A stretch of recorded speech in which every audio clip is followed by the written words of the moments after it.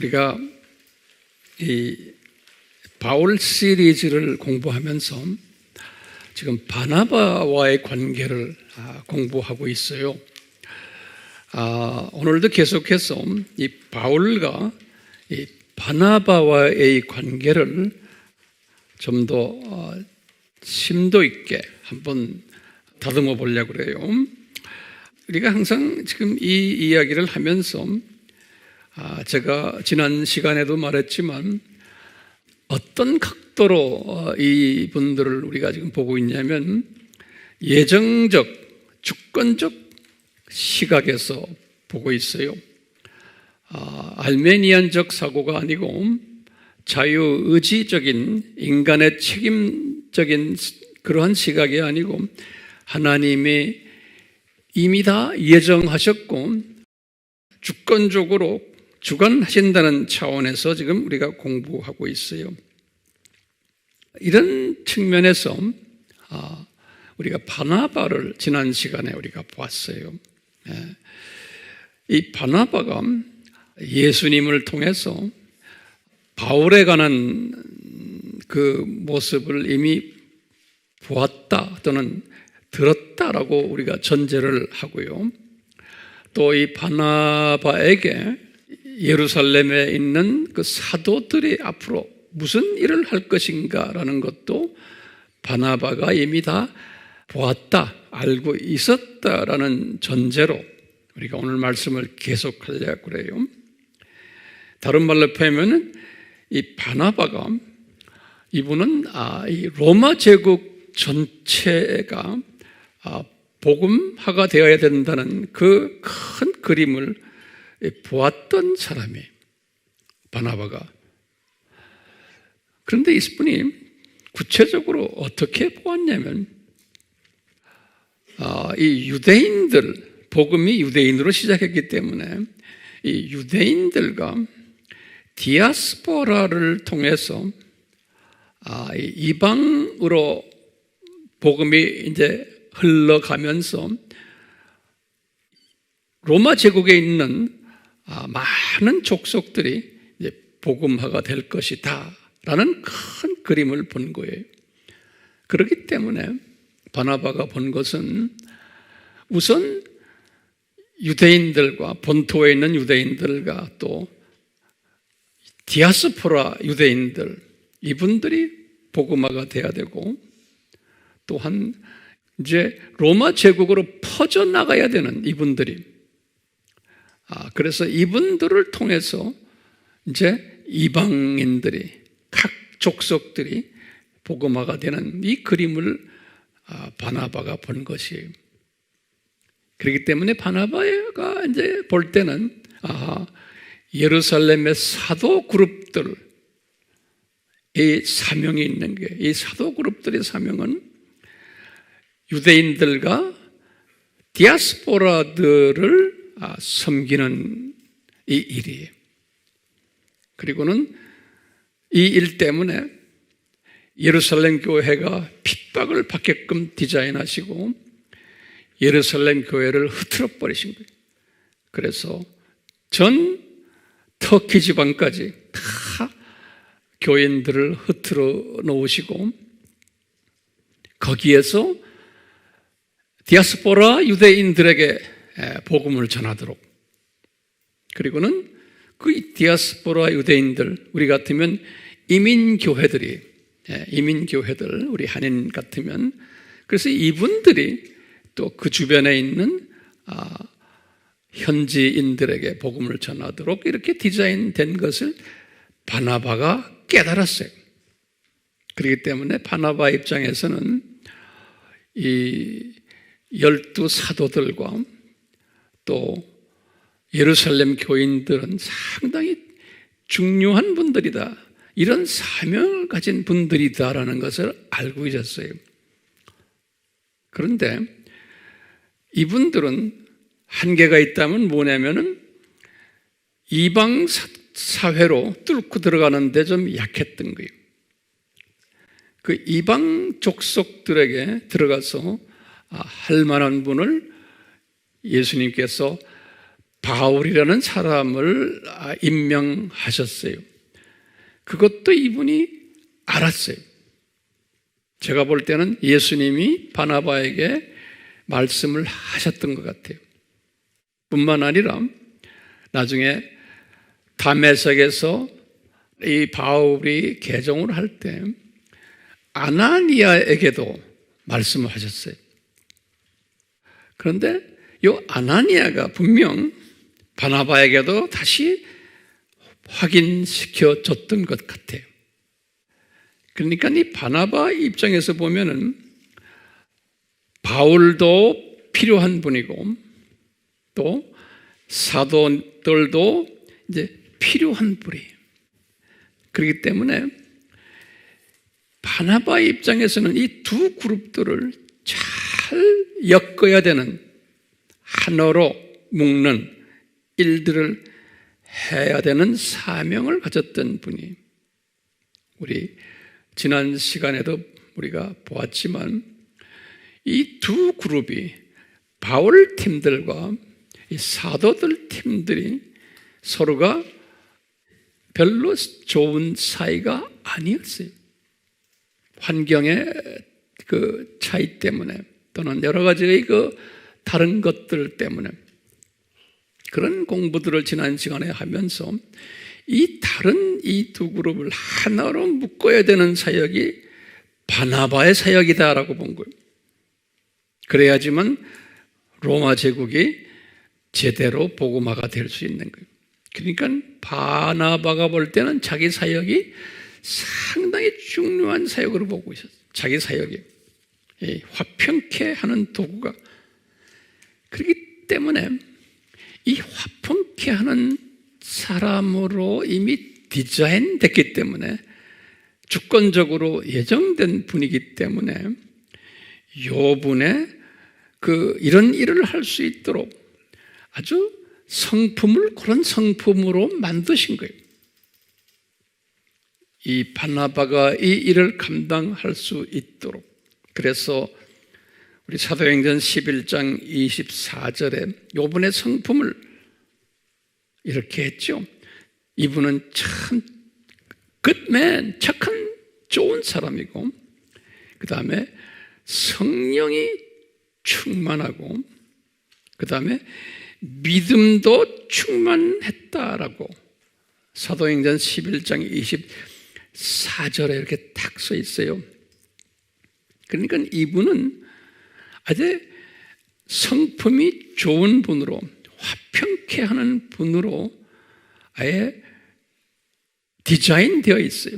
그렇기 때문에 이분이 본래 이름은 요새라는 이름이었는데 이 12 제자들이 이분이 하도 이런 것 잘하니까 몸에 배어 있는 거예요. 그러니까 이름을 바꿔줬죠. 바나바로. 바나바. 이것은 격려해주는 사람, 화평케 해주는 사람, 이런 의미예요. 바나바라는 뜻이 이름까지 이렇게 바뀌어준 거예요. 네. 그렇기 때문에 이 바나바는 자기의 사명이 무언지를 분명히 알고 있었어요. 네. 그런데 바나바가 가졌던 고민이 하나 있었어요. 자기가 이런 사명자인데 바나바가 가지고 있는, 제가 볼 때는 거룩한 고민이, 바나바가 가지고 있었던 거룩한 고민이 뭐냐면요, 이 일을 로마 제국 복음화를 위해서 이 두 팀이 하나가 돼야 되는데 이 두 팀이 하나가 되지 못하는 부분이 이분의 고민거리 중에 하나예요. 그렇다고 이게 서로가 불편한 관계니까 바나바가 스스로 이런 생각을 했었던 것 같아요. 그러면 내가 앞장서서 한번 복음화를 해볼까? 로마 제국 복음화를 내가 앞장서서, 이 사람들 도저히 관계가 안 좋으니까 힘든데 아예 내가 해볼까? 이런 마음도 가졌었을 것으로 저는 보고 있어요. 그러니까 이분의 고민에, 그렇다고 무슨 고민이 있냐면 자기 자신을 들여다보니까 자기는 이런 자질을 가진 사람이 아닌 것을 스스로가 알았어요. 이 바나바가 자기 자신을 보니까 이게 자기 고민이 뭐냐면 자기는 성품이 진취적인 성품이 아니에요.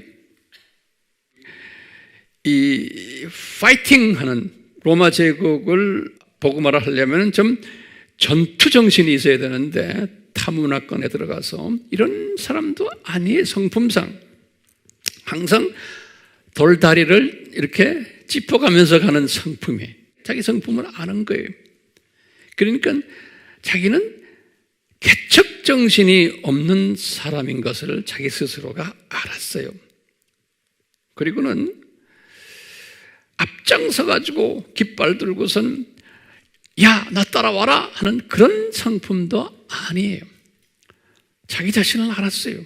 그러니까 이분은 어떻게 했을 때 편하냐면 남이 해놓은 걸 따라가면서 이렇게 정돈시켜주면서 그 뒤에서 이렇게 잘 다듬어주는 일에 특별히 자기의 그 사명감을 가지고 성취감을 가지는 이런 스타일의 사람이었어요. 그러니까 항상 자기는 뒤에서 서빙하는 스피릿을 가진 분이지 격려해주고 뒤에서 교통정리해주는 분이지 앞장서가지고 막 달려가는 그래서 따라와라 하는 그런 사람은 자기가 아닌 것을 알았어요. 우리들도 바나바 같은 사람이 있고 바울과 같은 사람이 있고 베드로 같은 사람들 다 있잖아요. 예. 그러니까 자기가 하나님이 주어주신 그 본성이죠. 이것을 우리가 극복할 수 없어요. 인정해 줘야 돼요. 그러니까 바나바는 자기가 이런 일을 할 수 없다는 것을 알았기 때문에 이분은 자기가 가지고 있지 않는 성품을 바울이라는 사람이 가지고 있고 베드로 팀들이 가지고 있는 것을 알았어요. 예. 그렇기 때문에 이미 바울에 대해서 메시지를 받았거든요. 바나바가 저 사람 이제 로마 제국을 향해서 뛸 사람이다 라는 걸 이미 알았어요. 예. 그렇기 때문에 이제 이분의 입장에서는 바울을 예루살렘 팀들과 잘 만나가지고 서로 좋은 관계를 맺어가지고 하나가 돼가지고 이 일을 하면 참 좋겠다라는 생각을 성령님이 바나바에게 주셨던 거예요. 예. 그래서 이제 이런 마음을 항상 가지고 있었던 바나바가 이제 바울이 다메섹에서 개종한 그때 이미 이분이 가졌어요. 개종하고서 3년 동안 아라비아로 내려갔잖아요. 바울이 내려갔을 때 이분이 그때부터 내가 볼 때는 이제 바울을 위해서 아마 기도를 했던 것 같아요. 저 사람 이제 주님 만지십시오. 예. 그러다가 이제 3년 동안 외롭게 있을 때 뒤에서 계속 중보로 도와줬었던 것 같아요. 제가 짐작하기에는 바나바가 왜 그분이 사명자라는 걸 알았기 때문에. 그렇지만 지금 주님이 이분을 아주 외로운 사람으로 지금 디자인해서 훈련시키는 것도 다 알았어요. 그러다가 이제 3년이 끝나가지고 다메섹으로 돌아온 소식을 예루살렘에 있을 때 들은 거예요. 아, 저 양반이 지금 다메섹으로 다시 올라갔구나. 그럴 때 아나니아에게 아마 연락을 했던 것 같아요. 아나니아야, 저 사람 예루살렘으로 보내라. 내가 적어도 베드로와 야고보를 내가 소개시켜줘야겠다. 이분들 서로 화해를 시켜줘야겠다. 왜냐하면 이 불편한 관계였거든요. 왜냐? 이 바나바가 볼 때도 그렇고 이 12 제자들이 볼 때 저 사울이라는 저 사람은 자기네 교회를 흐트러 놓은 분이에요. 예루살렘 교회를 엉망으로 만들어 놓은 장본인이 누구예요? 바울이라는 사람이에요. 그렇기 때문에 아주 불편한 관계였어요. 그래서 이 불편한 관계를 잘 해소시켜 주시는 일을 바나바의 마음에 주셔가지고 바나바가 당신 지금 3년 동안 고생했는데 바울아, 당신 다메섹에 있지 말고 이리 내려와라. 내가 관계 개선을 해줄게. 그래서 바울이 내려왔죠. 예루살렘에, 그렇죠? 내려와가지고 이제 관계 개선을 완전히는 못했지만 일단락 오해는 조금 풀게끔 해드린 거예요. 그렇지만 제가 이렇게 볼 때 베드로도 찜찜했고 야고보도 찜찜했을 거예요. 이 형제 정말 옛날 생각하면 한바탕 내가 해줄 텐데 라는 생각하면서 서먹서먹하게 그 만남이 끝난 것 같아요. 예. 그렇기 때문에 바나바가 봐도 이 정도밖에 자기가 할 수 없었던 거예요. 이 관계를 그 이상 발전시킬 수 없었다고 저는 보고 있어요. 예. 왜냐하면 아직 하나님의 정해진 때가 아니었기 때문에 그래요. 그래서 그렇게 놓고는 헤어졌어요.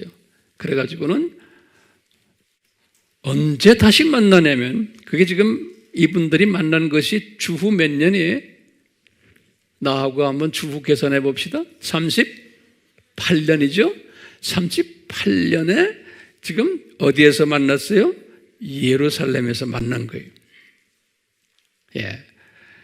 그리고는 곧 38년 그때부터 시작을 해서 이제 우리가 나중에 보겠지만 약 10년 가까이 바울은 바울대로 훈련받고 그 다음에 이 지금 베드로 팀들은 베드로 팀대로 훈련받았다가 10년 가까이 됐을 때 서로 다시 만나게 하셨어요. 네. 그러니까 10년이란 긴 세월 동안 네. 우리 알다시피 이게 훈련 기간이에요. 10년이라는 기간을. 그래서 우리가 보면요. 이 사도들은 그 10년 동안 지금 38년부터예요. 38년부터 49년까지 49년은 예루살렘 총회하는 때 예루살렘 총회 우리 기억나시죠? 그때까지 서로가 떨어져서 각자가 훈련을 받았어요. 우선 우리가 그 10년 동안 12사도들 베드로 팀들이 어떤 훈련을 받았을까요? 이 베드로 팀들은 주후 32년에 뭐가 있었냐면 스데바니가 순교당했고 요 순서대로 잘 우리가 기억하세요. 33년에 예루살렘 교회가 흩어졌어요. 흩어져가지고 이제 그때부터 이분들의 제자들이 한 2만 명의 교인이었다고 우리가 보고 있는데 어디로 흩어졌어요? 유대 지방과 사마리아 지방과 시리아 지방과 오늘날 레바논 지방과 그리고는 터키의 길리기아, 브리기아, 갈라디아, 갑바도기아, 본도, 아시아, 터키 지역 전역으로 쫙 다 흩어져 버렸어요. 이 흩어진 게 언제예요? 주후 33년이에요. 바울이 개종한 게 35년입니다. 그러니까 바울 개종 전입니다. 흩어졌어요. 흩어졌을 때 이때부터 이 12 제자들은 이 흩어진 교인들을 따라다니면서 소위 방문 목회를 했어요.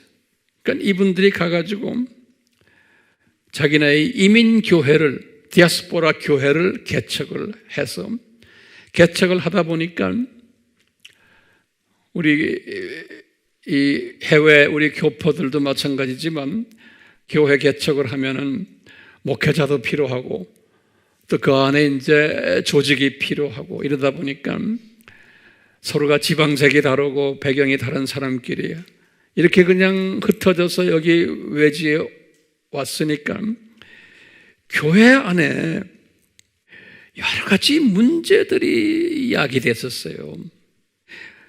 분열이 있었고 미움이 있고 교인들 간에, 또 교인들이 세속화돼서 헌신자들이 많지 않았고,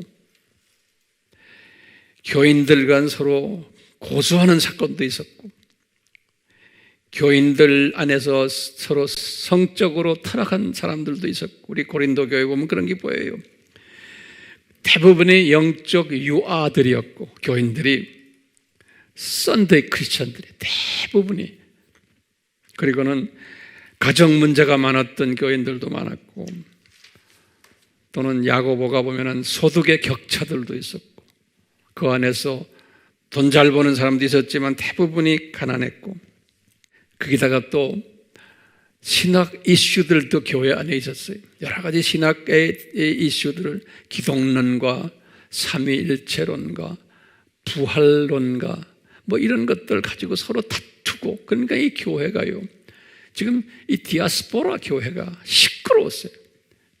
그러니까 베드로와 야고보와 요한과 안드레나 이런 사람들에게 좀 우리 교회에 방문 오셔서 이 문제들 좀 해결해 주십시오 하니까요, 이 12 제자들이, 그 당시에는 비행기도 없죠, 뭐 기차도 없어 하니까 말 타고 걸어서 이 먼 길을 다니면서 엄청난 고생을 하면서 교회들 방문하면서 교통 정리해 주는 이런 사역들을 해왔던 기간이에요.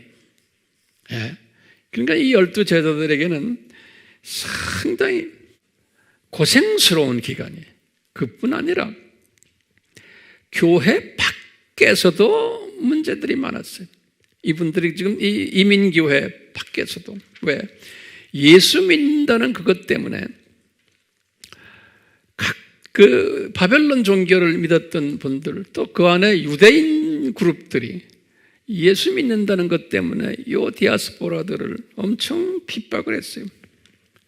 인종차별도 시키고, 사회적으로 불이익도 매기고, 이 종교차별을 하고, 그것 때문에 재정적 불이익도 주고, 예수님 때문에 아이들 학교도 제대로 다니지 못하게 방해를 하고, 이런 모든 일들을 교회 안에서의 문제가 있었지만 교회 밖에서도 이런 문제들을 가지고 있었어요. 그렇기 때문에 이런 문제들 때문에 베드로나 야고보나 요한이 바빴어요. 이분들 방문 다니면서 교통 정리해 주느라고.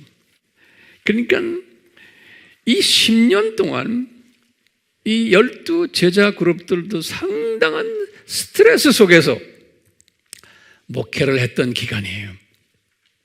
그러니까 속으로 항상 이 사울이라는 저놈이 우리를 이렇게 흐트러 놔가지고, 우리가 이렇게 그냥 이 먼 길을 오가고 하면서 이 고생하고 우리 교인들 저렇게 지금 고생시킨다라고 본 거예요. 그러니까 누구한테 원망을 하겠어요? 이 바울을 원망하는 거예요. 저놈 자식 때문에 우리가 지금 이렇게 고생을 한다. 이것을 바나바는 알고 있었어요. 이분들이 바울에 대한 나쁜 감정이 있는 것을. 10년 동안은 그 감정을 가졌던 기간이. 한 번은 만났지만 예루살렘에서 이 방문 목회라는 것은요, 이건 상당히 힘든 목회예요. 그 특징을 보면은 방문 목회라는 건요, 목회자 입장에서 보면은 자기 고정 멤버가 없는 거예요. 그게 문제예요. 뿐만 아니라 본부라고 있지만 예루살렘에 아주 소수만 모여 있는 곳이에요. 그러다 보니까 본부 교회가 헌금도 잘 안 거치고, 가끔 가다가 홍수나 기근이 나오면 전혀 헌금이 없어가지고 어떻게 했어요? 이 이민교회들이 헌금을 해가지고 보태주는 그러한 일들이 있었어요. 예루살렘 교회를 도와주는. 그러니까 이 12 제자들의 입장에서 보면은 자존심이 엄청 상하는 거예요. 자기네가 보태줘야 되는데 거꾸로 보탬을 지금 받고 디아스포라 교회의 의지를 해야 되는 이런 그 상황에 있었던 분들이 상당히 스트레스 받는 기간이에요. 방문 목회를 하면서 그뿐 아니라 방문 목회를 하다 보면 이 목회자들의 가정 문제가 또 있는 거예요. 항상 또돌이 여행자 생활을 해야 되기 때문에 자녀들은 그냥 집에 두고 사모님도 집에 두고는 그냥 1년 12달 거의 나그네 생활을 하는 이런 그 특성을 가졌던 기간이었어요. 그렇기 때문에 이 10년, 지금 10년은 지금 제가 보면 그냥 쉽게 말하면 바나바의 소개로 예루살렘에서 만난 게 주후 몇 년이에요? 38년이에요. 이때부터 계산해가지고 10년을 계산하면 49년 예루살렘 총회에서 다시 만나는 거예요. 그때 바나바와 같이. 그러니까 바울이 예루살렘에서 만나가지고 그분은 자기 고향으로 갔죠. 그 후부터 언제 베드로와 야고보를 만났냐면 예루살렘 총회 때. 그렇죠? 그게 49년에, 그러니까 약 10년 후에 다시 만나는 거예요. 근데 그 10년 전후로 그 기간 동안에 지금 이 12제자들이 받아왔던 스트레스들이 훈련, 그걸 내가 지금 설명했어요. 그럼 그 10년 동안 바울이 받았던 훈련이 뭔가 우리 간단하게 봐요. 바울은 지금 예루살렘에서 38년에 베드로와 야고보를 만나고는 어디를 갔어요? 자기 고향 다소로 갔어요. 거기에서 엄청 훈련을 받았죠. 다소에서. 그게 영적 어린아이 기라고 그랬죠. 영적 유아기는 바울이 개종 35년에서 다소까지 간 기간을 우리가 38년까지를 영적 유아기라고 그러고, 다소에 도착해가지고 3층천 올라간 41년까지를 영적 어린아이 기로 보는 거예요. 그러니까 다소에 도착한 것이 영적 어린아이 기로 진입한 거예요. 그래서 이제 이분이 이제 38년에 어린아이 기로 진입해가지고 쭉 41년이 3층천 올라간 해예요. 그때까지 훈련을 받았어요. 그러다가 이제 3층천으로 올라간 게 41년에, 그때부터 안디옥 교회의 사역자로 불려간 것이 45년이거든요. 그 기간을 우리가 무슨 기간으로 봤어요? 영적 사춘기로 본 거예요. 그래가지고 이제 안디옥 교회에 도착해서부터 청년기로 들어가는 거예요. 청년기는 이제 군대에 들어가는 그 나이에, 전투할 수 있는 나이에, 그때부터 이분이 풀타임 사역자가 돼가지고 그때부터 이제 영적 전투, 로마 제국 복음화 전투에 가입한 것이, 안디옥 교회에 도착한 것이. 자, 그렇게 볼 때 바울이 지금 41년에 3층천 구경하고, 그리고는 영적 사춘기가 끝날 때 45년에 바나바가 찾아와 가지고 바울을 안디옥 교회로 초청했죠? 그렇죠? 예. 안디옥 교회에 초청받아서 안디옥 교회의 부사역자가 됐죠?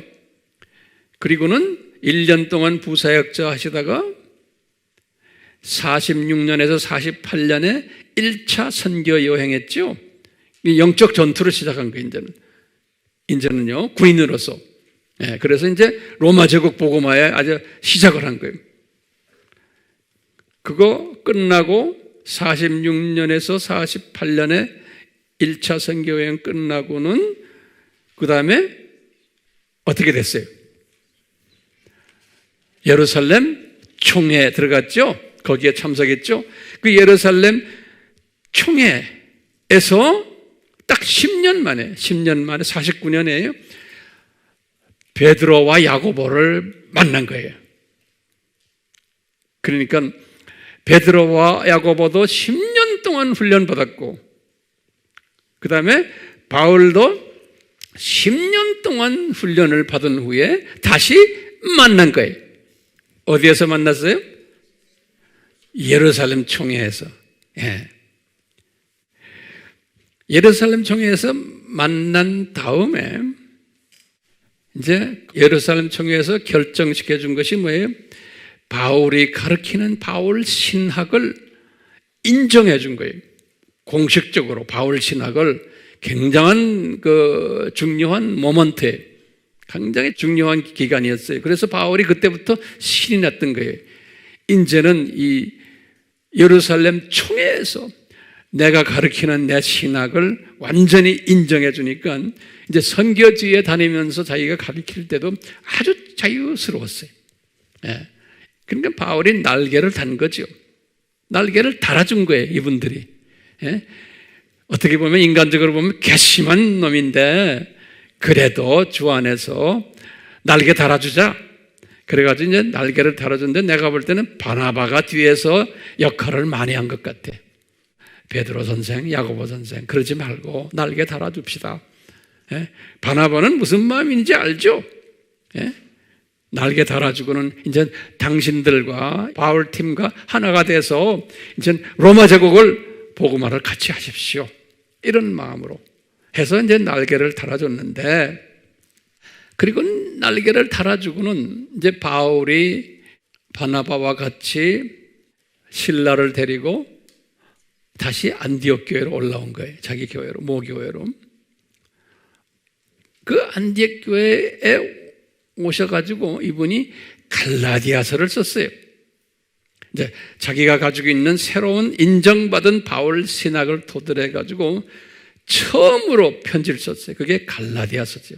49년에 이 갈라디아서를 썼는데, 오늘은 제가 간단하게 이 갈라디아서를 이렇게 보면은 바울이 아직도 성품이 변하지 않은 모습이 거기에서 보여요. 이 10년을 훈련을 받았는데도, 그리고 12 제자들이 그래도 고개를 숙이면서 안아줬는데도 이 바울 선생님이 아직도 옛 성품 그대로 있는 것을 갈라디아서에서 보여줘요. 제가 오늘 결론적인 말씀이면서 또 본론의 말씀이에요. 간단하게 내가 보시면 이 바울이 옛 성품이 큰 변화가 없었던 것을 알 수가 있어요. 이분이 개종해서 몇 년이 됐어요? 49년이니까 개종해서 14년이 됐는데도 옛 성품 그대로 있는 모습을 볼 수가 있어요. 네. 이 옛 성품이 뭐냐면요, 이분이 이 12 제자들, 특히 베드로나 야고보를 볼 때 그냥 이렇게 우습게 보는 거예요. 그러니까 자기의 그 엘리트 의식 때문에 아직도 그 엘리트 의식이 그분을 떠나질 않았어요. 그래서요, 사도들을 깔보는 게 있어요. 마음속 깊이 이 사도들을 무시하는 부분이 있었어요. 거기다 또 뭐가 있냐면요, 이 쓴뿌리가 있는 게 자기가 개종을 했을 때 한 번도 축하 메시지도 보내지 않은 것에 대한 그 마음의 섭섭함이 있었어요.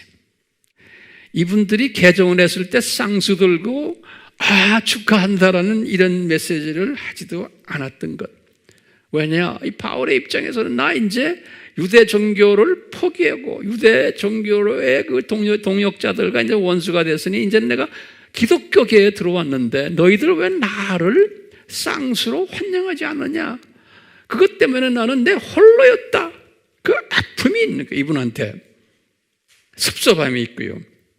그러니까 예루살렘 방문 때도 홀대받은 것에 대한 그 기억이 좀 있고, 거기다가 이 사람이 이제 우리가 갈라디아서 잠깐 보겠지만 바나바를 보는 시각이 놀라워요. 이 바울이 바나바를 보는 시각을 보면 바나바가 그렇게 수고를 했는데 그렇게 자기를 아껴주고 이렇게 자기를 여기까지 인도했는데 바나바의 도움을 받은 것에 대한 전혀 감사 표시도 없고 바나바의 도움을 당연시하는 이런 부분이 거기에 보이면서 바나바를 알기를 또 우습게 하는 이런 모습이 보여요. 이 갈라디아서에 보면요, 이분이 자기 신학이 이제 정돈이 되고 이러니까 좀 교만기가 꽤 들어갔던 것이 또 보여요. 그게 바울의 모습이에요. 우리 갈라디아서에 2장에서 1절에서부터 10절에 그 모습이 먼저 보여요. 이 갈라디아 교회에다가 이제 편지를 쓰면서 누구한테 편지를 썼냐면 갈라디아 교인들에게 편지를 쓴 거예요. 자기가 개척한 교회예요. 1차 여행 때.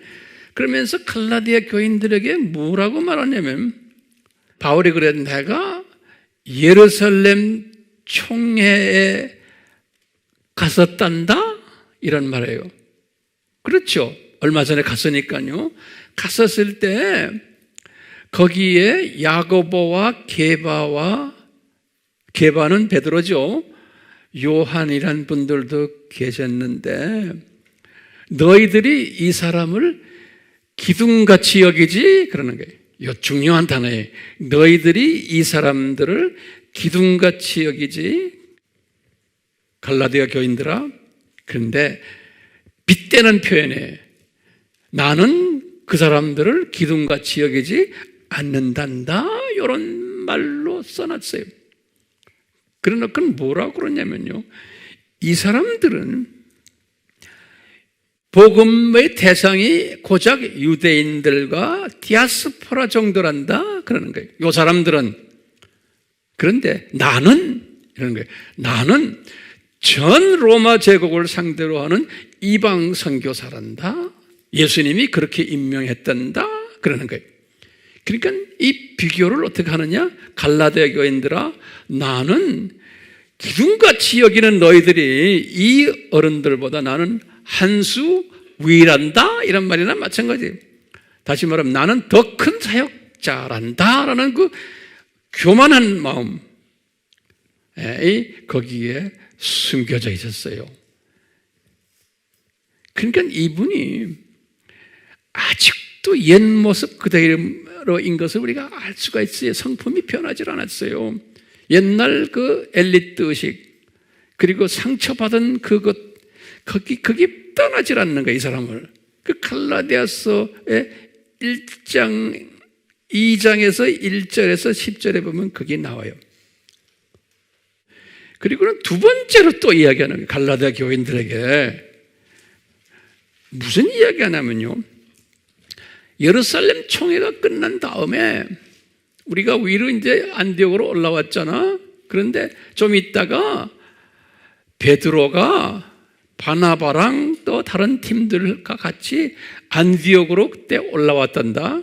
우리 만나고 그리고 거기서 교제를 했는데 이는 그 무슨 일이 있었는지 아냐? 안디옥에 그때 올라왔는데 총회 끝나고는 내가 보니까 아주 기똥찬 행동을 하더라 이 사람들이 그러는 거예요. 그것도 적혀 있어요. 무슨 기똥찬 행동을 하느냐?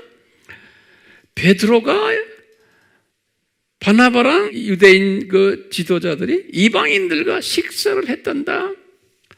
그런데 베드로가 특히 이방인들과 식사하는데 야고보가 자기 제자들을 데리고 음식 먹는 베드로에 가까이 왔단다. 그러니까 베드로가 탁 놀라가지고 아이고 이방인들과 식사하면 안 되게 돼 있는데 그러면서 쓱 일어나가지고 안 먹은 채 하면서 뒤로 물러나는 모습을 봤다? 누가 봤어요? 바울이 내가 봤다는 거예요. 예? 이 제자들이 지네들끼리 서로 눈치 보면서 이 바울이 하는 말이 있어요. 갈라디아 교인들에게 내가 그때 베드로에게 내가 꾸중을 하고 책망하고 면박을 했단다? 그러는 거예요. 아, 이 사람 말이죠. 그러니까 내가 베드로보다 훨씬 더 센 자다라는 것을 은근히 보여주는 이야기예요. 그러면서 뭐라고 그러냐면요, 갈라디아서 2장 14절에 그랬어요. 베드로한테 이런 말 했단다. 그래서 이제 그걸 인용했어요. 뭐랬냐면, 당신은, 베드로야, 당신은 유대인으로서 유대인처럼 살지 아니하고 이방인들의 방식으로 살면서 이방인들하고 같이 식사했다는 거예요. 어떻게 이방인들을 유대인처럼 살도록 강요하느냐? 이렇게 말했다는 거예요. 누가요? 바울이. 그러니까 내가 베드로보다 더 영적으로 센 선생님이다 라는 것을 은근히 보여주는 거예요. 그러니까요, 우리가 바울을 성인이라고 그러는데, 우리 베드로도 우리가 성인이라고 그러지, 아직 성인이 아니에요. 이걸 딱 보면 놀라운 게요, 이렇게 딱 베드로가 꾸중을 받은 거예요. 예? 질타를 받았어요. 근데 성서에 보면 바울이 그 다음에 사도들이 베드로와 야고보와 이 바나바까지 같이 깨문쳐서 질타를 했어요. 거기 보면요, 성서에 보면 바나바도 간접적으로 꾸중을 받았어요. 거기 앉아서. 그러니까 이분이 우리 요새 말로 말하면 제정신이 아니었어. 예?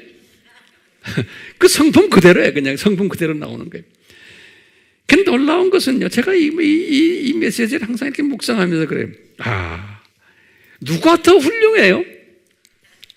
이 모습에서는 내가 볼 때는 이 사도들이, 베드로와 야고보와 바나바가 우리 같으면, 나 같으면, 예? 젓가락질 하다가 딱 놓고, 야, 너 자식아! 하고 밥상 놓고 싸움을 했을지도 몰라. 예? 그런데 이 팀들은, 베드로나 야고보나 바나바는 무반응이었어. 반응이 있었다고 성서에 기록이 없어요. 예? 대들지 않은 모습을 볼 수 있어요. 대들었으면 더 관계가 깨져버리죠. 영영 같이 일 못할 수도 있죠. 예? 대들어가지고 이런 말도 할 수 있죠. 야, 이놈아, 너 버릇없는 놈아, 너 누구한테 이런 짓 하느냐? 예? 네가 누구냐, 이놈아? 은혜도 모르고 우리가 너를 얼마나 도와줬냐, 이놈아? 신학도 인정해주고 바나바 이 형님이 얼마나 많이 했느냐? 근데 이런 말을 안 했다는 거예요. 이분들이 이런 말을 안 했으니까 누가 더 훌륭해요? 예? 자, 제가 이제 결론적인 말씀이에요. 자, 이 바나바의 심정이 어땠을까?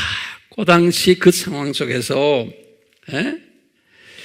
바나바가 그 상황을 딱 보면서 이랬을 거예요. 나는 분명히 예수님한테 요 베드로 팀들은 로마 제국 복음화를 위해서 유대인과 디아스포라를 전문적으로 사역해야 되고, 그 다음에 바울 팀들은 이방인들 전문적으로 사역해야 되는데, 이렇게 지금 관계가 지금 이게 서먹서먹해졌으니 이거 어떡하지? 에? 바나바 입장에서는 상당히 딜레마에 졌을 거예요. 이게 점점 힘들어지는구나. 연합이 쉽지가 않겠구나 라는 생각을 했을 것으로 보고 있어요. 그래서 성서를 이렇게 자세히 보면요, 그 49년 지금 요 사건 이후부터 예수님도 손을 드신 것 같아요. 예, 예수님도 손을 드신 게 어떻게 나오냐면 그 후부터, 예? 바나바가 등장하지를 않아요. 그뿐 아니라 그 후부터 바울은 홀로 쓰는 연습을 시키세요. 바울을 너는 독불 장군으로 혼자 뛰어라. 예수님이 너는 안 되겠다. 그래서 너 독불장군이란 말은 뭐냐면 예루살렘 팀들과 너는 같이 일 못하겠다. 그리고 바나바하고도 일 못하겠다. 왜? 바나바도 성품이 좋은 사람이지만 이제는 참는 것도 한계가 있지. 너 어떻게 제자들 앞에서 바나바까지 막 욕을 하느냐? 네 은인인데, 바나바는 사람인데. 그랬을 분명히 거예요. 그래서 그때부터 바울은 독불장군으로 이제 2차 선교여행, 3차 선교여행, 앞으로 4차까지 독불장군이었어요. 이분들의 도움이, 연합이 없었어요. 그 독불장군으로 일하면서 항상 동역자들을 붙여줬어요. 그러니까 바울과 같이 일할 수 있는 성품이 좋은 사람들을, 바울이 강한 분이기 때문에 강한 사람 붙여놓으면 안 돼요. 그러니까 이 예수님께서는 강한 바울에게 디모데 같은 이쁜 아들, 누가와 같은 사람, 실라, 디도, 브리스길라, 아굴라 다 착하고 괜찮은 사람들이, 루디아,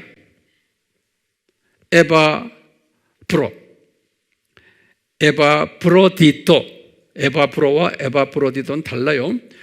두기고, 빌레몬, 오네시보로, 이런 모든 분들 다 착한 분들이 바울에 충성하는 이런 분들만 바울에게 붙여줘가지고 로마 제국 복음화에 기억해 하셨어요. 그러니까 바나바가 직접 바울과 동역했다는 스토리가 그 후에는 성서에 기록이 되어 있지 않아요. 그러니까 바나바도 손을 든 것 같아. 그래서 주님께서는 이 바나바를 그러면 어떻게 했느냐? 바나바는 바나바대로 이제는 실망 가운데서 바울 저 사람은 안 되겠구나. 나는 이 예루살렘 팀들과 교제하면서 나는 내 일을 해야겠다. 그래서 이분은 자기 고향 구브로에 주로 가서 복음화를 많이 했던 거예요. 고향 구브로에. 나중에 이제 기록에 보면은 성서에는 안 나오지만 주후 61년에 이 바나바가 살라미, 우리 구브로의 그 첫 도시 도착한 도시 이름이 살라미거든요. 이 살라미에서 돌에 맞아서 순교했다는 기록이 있어요. 61년에. 이런 모습들을 우리가 보면서 우리가 깨닫는 게 있어요. 첫 번째 뭐냐? 연합사역이 쉽지 않구나라는 것을 우리에게 보여주세요. 이런 주님이 선택한 예정된 사람들이지만 인간의 그 본성 때문에 연합사역이 쉽지 않구나. 특히 바나바와 같은 이런 착한 사람이 중간에서 그렇게 노력을 해도 이게 연합사역이 잘 안 되는구나라는 걸 우리가 깨닫게 돼요. 그리고는 우리가 또 두 번째로 뭘 깨닫냐면, 사람은 그릇의 사이즈가 다르구나. 그릇의 모양도 다르구나. 사람은 은혜의 분량도 다르구나. 은사의 분량도 다르구나. 믿음의 분량도 다르구나. 그렇기 때문에 이 다른 것을 인정하는 것이 필요해요. 어떤 분은 성화 속도가 느리고, 어떤 사람은 성화를 요 단계까지 하고는 주님 나라에 가는 사람들도 있고, 어떤 사람은 빠른 속도로 성화하는 사람도 있고, 이게 다 다르구나라는 것을 우리가 깨닫게 돼요. 또 깨닫는 것은 사람은 쉽게 변하지 않는구나. 아무리 거룩한 분이라도.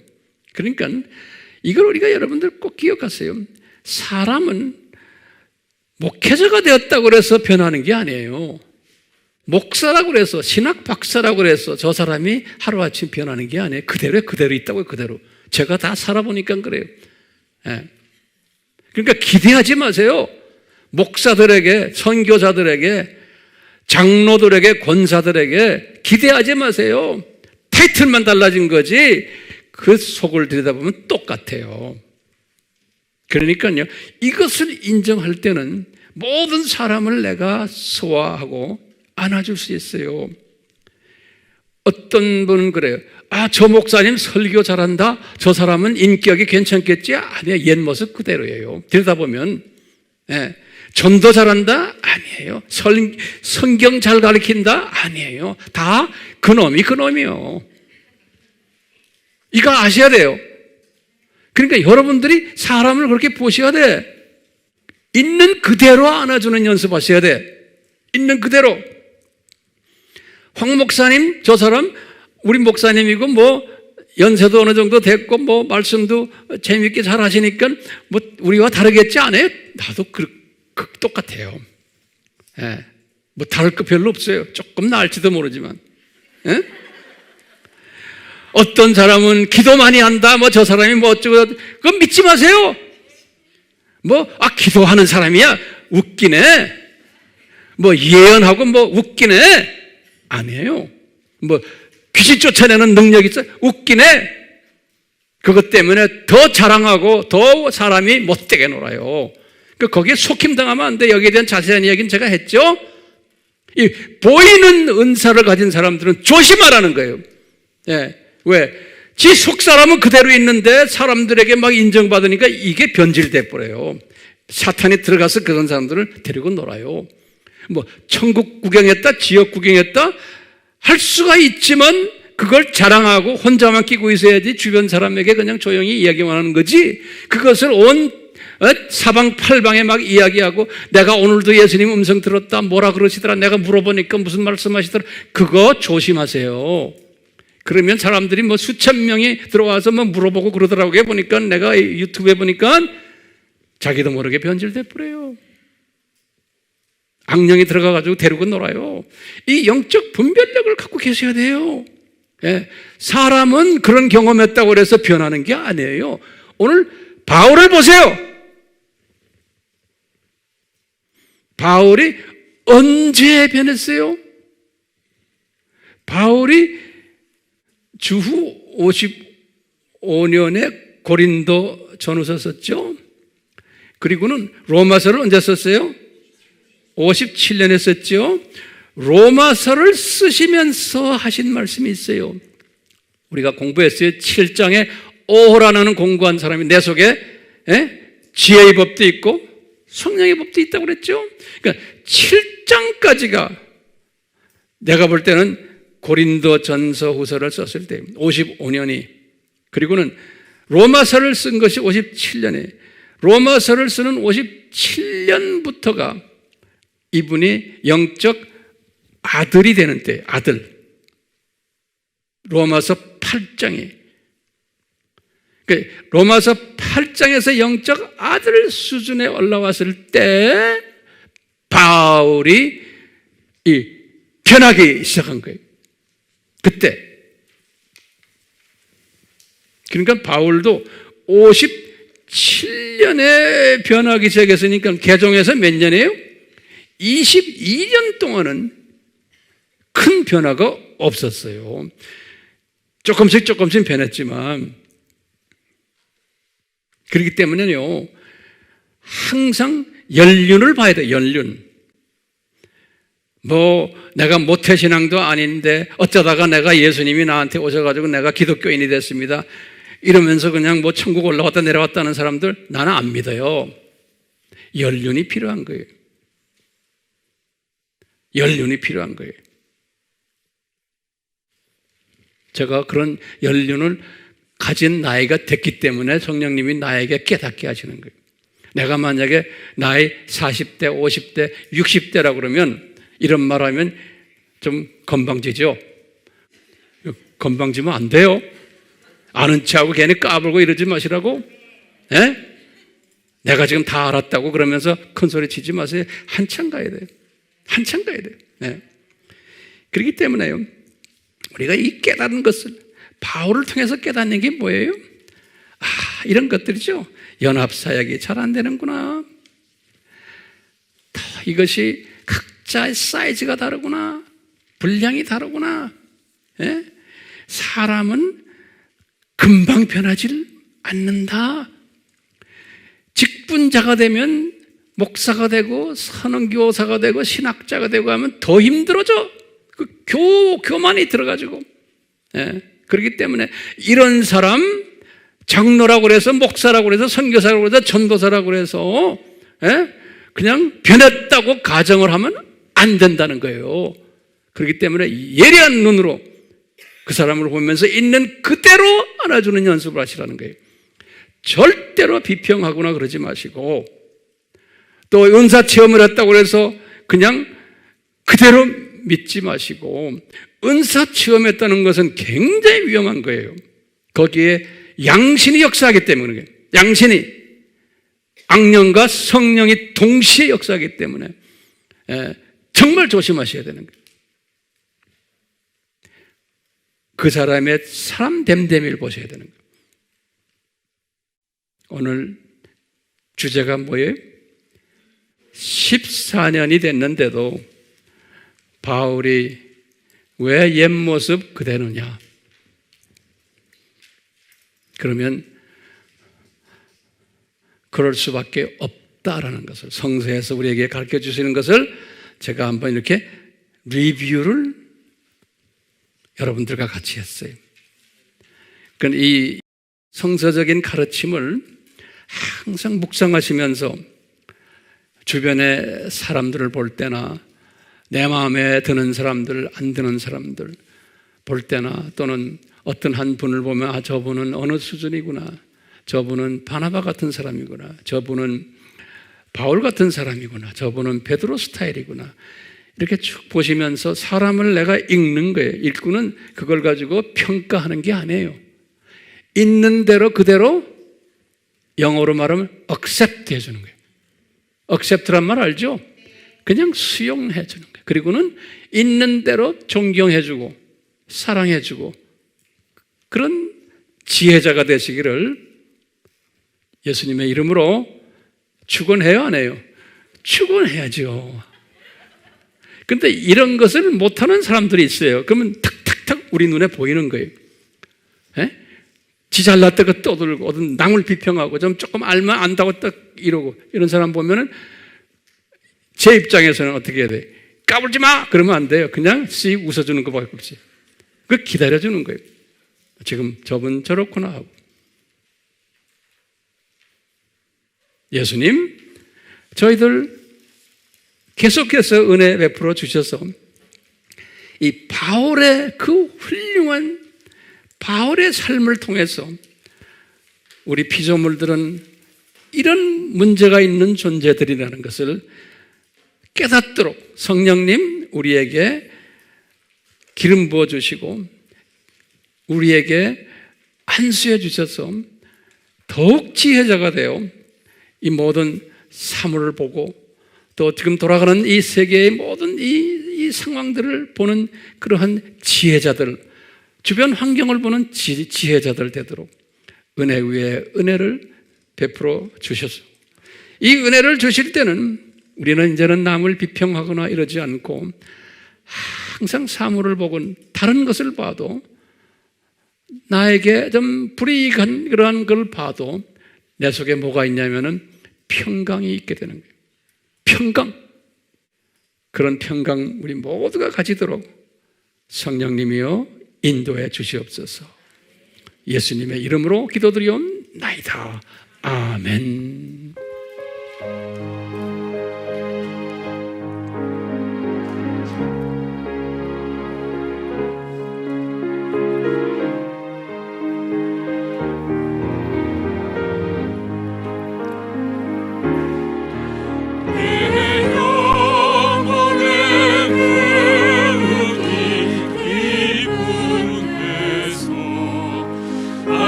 바람에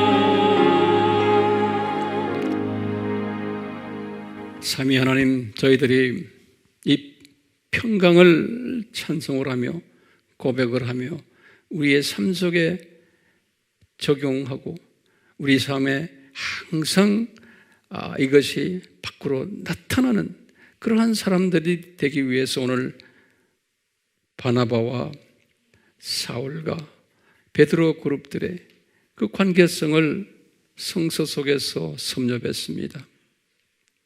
성령님이여, 성령님이여, 이 말씀이 저희들을 떠나지 않게 해주시고 이 말씀이 우리의 삶을 지배하도록, 우리의 인격을 지배하도록, 우리의 세계관을 지배하도록 은혜 베풀어 주시옵소서. 삼위 하나님의 이 복주심이 우리를 항상 떠나지 않고 지배해 주실 것을 믿으며 예수 그리스도의 이름으로 축원하옵나이다. 아멘.